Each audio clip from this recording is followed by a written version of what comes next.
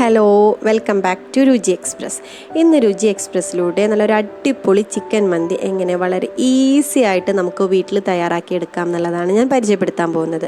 അപ്പോൾ ഞാൻ കുക്കറിലല്ല കേട്ടോ റെഡിയാക്കിയിട്ടുള്ളത്, ഒരു പാത്രത്തിലാണ് ഞാൻ റെഡിയാക്കിയിട്ടുള്ളത്. അപ്പോൾ കണ്ടില്ലേ, കാണുമ്പോൾ തന്നെ നിങ്ങൾക്ക് മനസ്സിലാവും നല്ല അടിപൊളി ചിക്കൻ മന്തിയാണ് കേട്ടോ. ഞാൻ വെറുതെ പറഞ്ഞതല്ല, നോക്കി നോക്കൂ, കാണുമ്പോൾ തന്നെ നിങ്ങൾക്ക് മനസ്സിലാവണില്ലേ, ചിക്കനൊക്കെ നല്ല സോഫ്റ്റായിട്ട് കിട്ടിയിട്ടുണ്ട്. അപ്പോൾ അതിനുള്ള റെസിപ്പി എങ്ങനെയുള്ള നമുക്ക് നോക്കിയാലോ.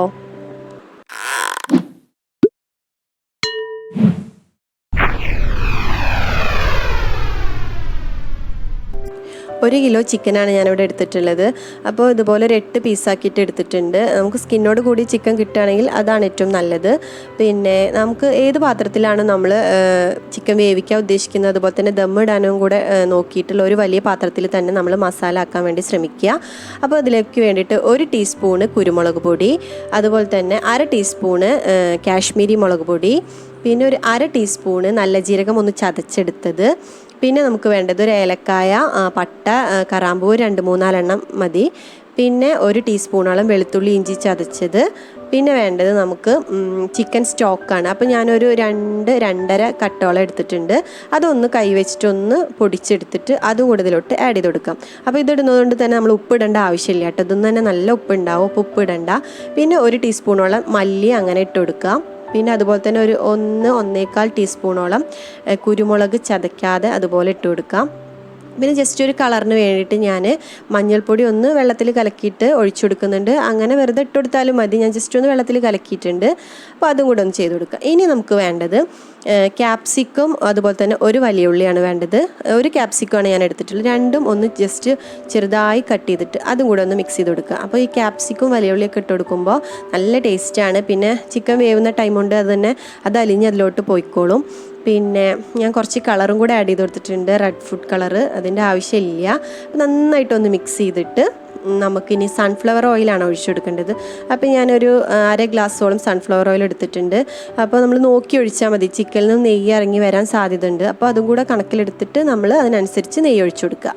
അപ്പോൾ ഇനി നമുക്ക് വേണ്ടത് ഇതൊന്ന് ജസ്റ്റ് ഒന്ന് ഒരു ഫോർക്ക് വെച്ച് അല്ലെങ്കിൽ ഒരു കത്തി വെച്ച് ജസ്റ്റ് ഇതുപോലെ ഒന്ന് കുത്തി കൊടുക്കുക. അപ്പോൾ മസാല അതിലോട്ട് ഇറങ്ങിക്കോളും. ഇനി നമുക്കിത് അടച്ചു വെച്ചിട്ട് 1 മണിക്കൂറോളം ഫ്രിഡ്ജിൽ റെസ്റ്റ് ചെയ്യാൻ വെക്കാം. പിന്നെ ബസ്മതി റൈസാണ്, അത് ഞാൻ 1 മണിക്കൂറോളം കുതിർത്ത് വെക്കുന്നുണ്ട് വെള്ളത്തിൽ.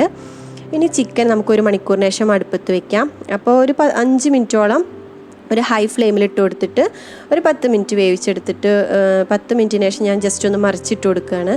അപ്പോൾ അത് ഏകദേശം അങ്ങനെ ആയി വരുന്നുണ്ട്. അത് നമുക്കൊരു ഡ്രൈഡ് ലെമണും കൂടെ ഇട്ട് കൊടുത്തിട്ടുണ്ട് കേട്ടോ.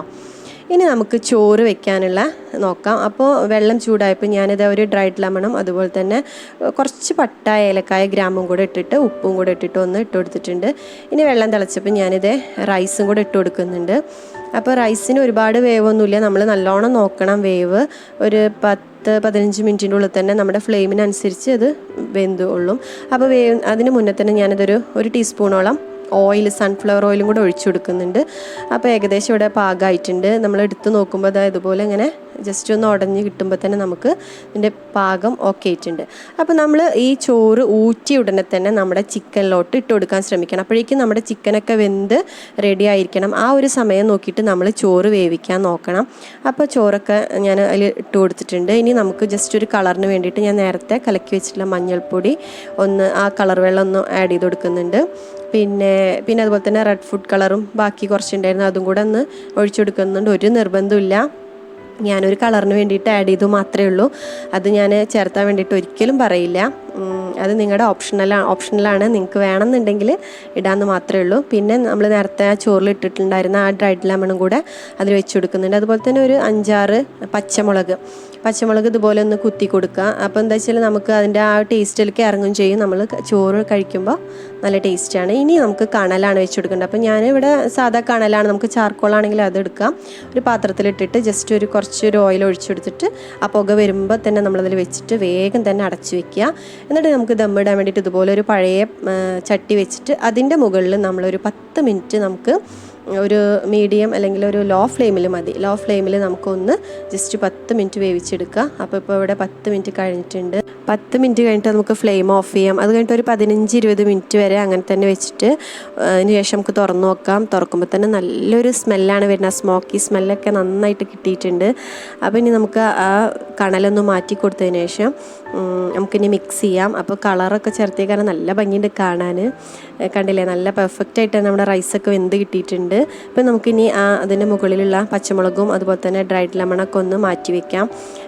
നമ്മൾ ഡ്രൈഡ് ലെമൺ ചേർത്തുമ്പോൾ ഒന്ന് ജസ്റ്റ് ഒന്ന് കുത്തി കൊടുക്കാൻ മറക്കരുത് കേട്ടോ. ഒരു കത്തി വെച്ചോ അല്ലെങ്കിൽ ഫോർക്ക് വെച്ചിട്ട് ഒന്ന് ജസ്റ്റ് ഒന്ന് കുത്തി കൊടുക്കാം. എങ്കിൽ മാത്രമേ അതിൻ്റെ ആ ടേസ്റ്റ് ഒന്ന് നമ്മുടെ റൈസിലോട്ടൊക്കെ ഇറങ്ങി ചെല്ലുള്ളൂ.